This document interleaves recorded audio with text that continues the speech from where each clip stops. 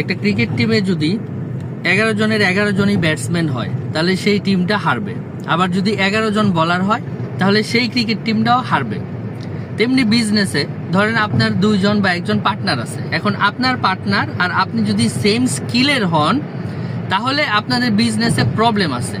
মানে 2 জন বা 3 জন পার্টনার হলে এক একজন এক এক দিকের এক্সপার্টিস থাকতে হয়, না হলে যখন ট্রাবল শুটিং বা প্রবলেম আসে তখন হচ্ছে সেটা সমাধান করা যায় না, বা যে কোনো একটা উইং দুর্বল হয়ে থাকে। লাইক কেউ যদি ফেব্রিক সাপ্লাইং বা প্রোডাকশনের বিজনেস করতে চায়, একজন পার্টনার প্রোডাকশন এক্সপার্ট হইতে হবে, আরেকজন পার্টনার অবশ্যই মার্কেটিং এক্সপার্ট হইতে হবে। আর তাদের যদি কোম্পানি খুব বড় হয় তাহলে আরও একজন পার্টনার যদি থাকে তাহলে তার ব্যাংকিং বা ফাইন্যান্স এক্সপার্ট হইতে হবে।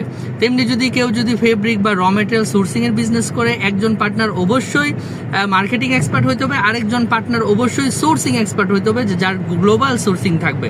তো এরকম কম্বিনেশন না থাকলে আসলে বিজনেস ফেল করে, এবং যখন চ্যালেঞ্জ আসে তখন হচ্ছে সেই কোম্পানিগুলি চ্যালেঞ্জ ঠিক মতন ওভারকাম করতে পারে না।